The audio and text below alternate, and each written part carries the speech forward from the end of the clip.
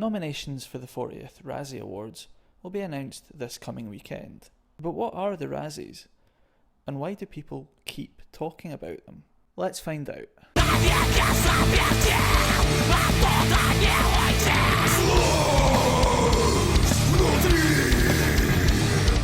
Hello everyone, Alan here with another episode of Gouch. Apologies for this one being a little late, but when you're dealing with a treasured pop culture institution like the Razzies, you want to be just sure you get it right. Just a reminder before we get into it, if you're enjoying these videos, please hit the subscribe button below. I upload new videos just about nearly every week. You can also follow Gouch on Twitter, Facebook, Instagram, Bebo, VK, anywhere where people are being social. Now, some of you might already have heard about the Razzies. They're a popular topic for clickbait type articles, and there's a good reason for that, which I'll get into. But for those of you who aren't familiar with them, the Razzies, or Golden Raspberry Awards, are an annual ceremony that pays tribute to the very worst in movies over the past year. Awards that look like this are given out to winners in various different categories, including Worst Director, Worst Actor, Worst Picture, so on and so on. As you've probably worked out, it's a parody of the Oscars, usually held the night before the Academy Awards itself. As to why it's called the Golden Raspberry Awards, that's a reference to blowing a raspberry, which should give you some idea what level it's pitched at. The Razzies aren't big and they're not clever. Until this year, the ceremony wasn't televised, and the clips that we do have look like they were filmed in a gym hall. So why are they such a go-to for lazy journalists looking to fill a few column inches? Well, there are a few very good reasons for that.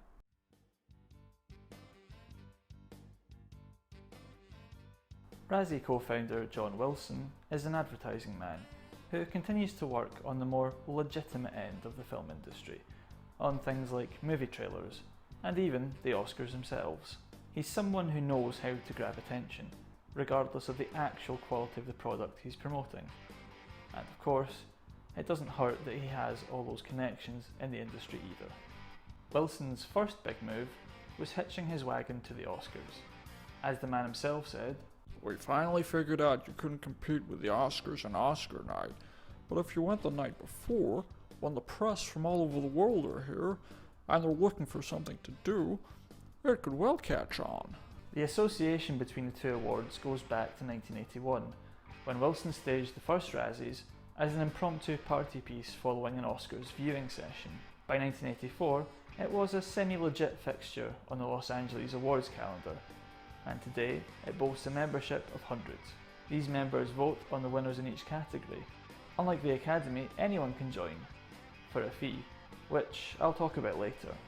But very much like the Academy, there have been allegations of vote ignoring. Wilson has been accused of choosing whatever and whoever he wants to win, which is probably true when you consider some of the more famous moments in Razzie history.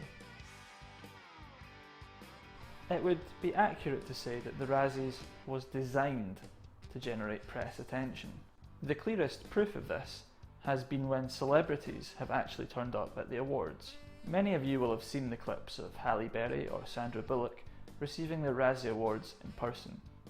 Now, it's pretty rare for an actor to admit that they fucked up in such a public way, but it's also rare for any of the Razzie nominees to even acknowledge that the awards exist. Let's look at it this way. The Oscars are a joke, but at least the guests are getting something out of it. If not an award, then thousands of dollars worth of free tat. The Razzies, on the other hand, is a much less slick operation, deliberately so, according to Wilson. And if the only inducement to attend is an audience of burnt out autograph hunters, then I don't blame the likes of 15-time winner John Travolta or 13-time winner Lindsay Lohan for not RSVPing. So when Berry and Bullock appeared in person to collect their awards, you can be sure that that was set up well in advance to generate a bit of positive PR for both parties. And it worked. In the case of Halle Berry, she was able to use her acceptance speech to pin the blame for Catwoman on her agent. My agent and my while for the Razzies there was plenty of coverage in the mainstream media. Moments like that are few and far between in Razzie history, however. More often, John Wilson has had to play on the suggestion that certain actors hate the Razzies. According to him, 32-time nominee Sylvester Stallone hates the awards, so much so that he actually left a threatening voicemail message for Wilson, while Michael Caine apparently called it the pustule on the butt of Hollywood, according to Wilson. But the media attention doesn't really matter, because, let's be honest, I should stress that I'm not one of those critics that gets enormously riled by the Razzies. I don't think it should be cancelled. If people like it, fine, it's not doing anyone any harm. But one thing does annoy me, and that's how boring it is.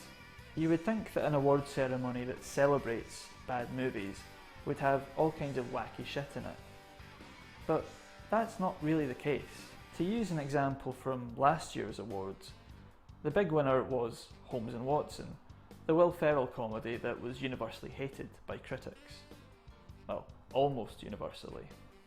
It's fairly typical of the kind of films that get nominated by the Razzies. They're either movies that get bad reviews or flop big time at the box office. And while those can be reliable indicators of a movie's overall quality, it also means that many transcendentally bad movies have been completely ignored by the Razzies. For example, The Room is now our benchmark for terrible cinema, beloved by hundreds of thousands of fans across the world. But it didn't get the conventional kind of release that a big budget Hollywood film might, and it was mostly ignored by critics until a few years later when a cult following had grown around it. You might think this won big at the Razzies, but you'd be wrong. Not only did The Room win no awards, it wasn't even nominated in the first place.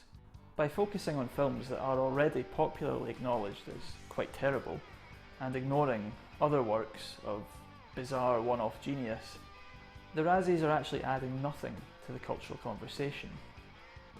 I mean, is there anything to say about Holmes and Watson that hasn't already been said in dozens of other reviews? And is there even anything egregiously bad about it in the first place? Certainly the direction, editing, writing and acting are shite, but they're also operating at the base level required of any Hollywood product.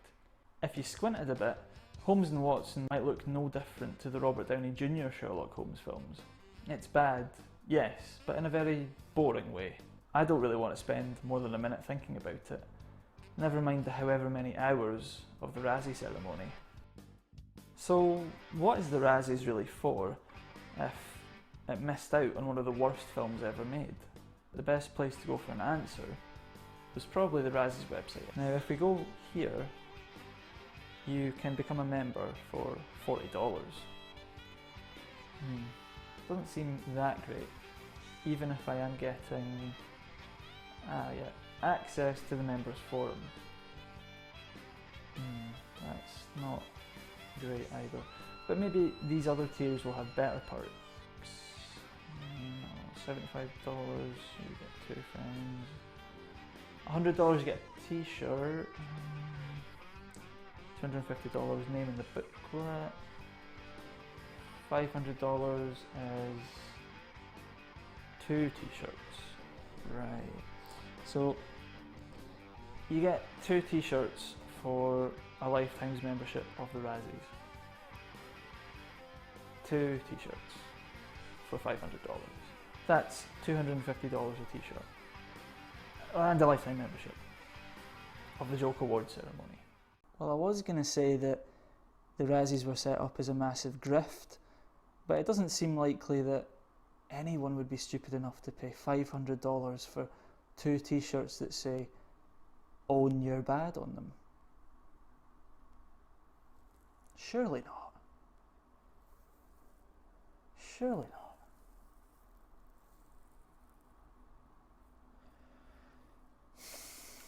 If you liked this video, hit the like button and consider subscribing to the channel. I'm uploading new videos every week.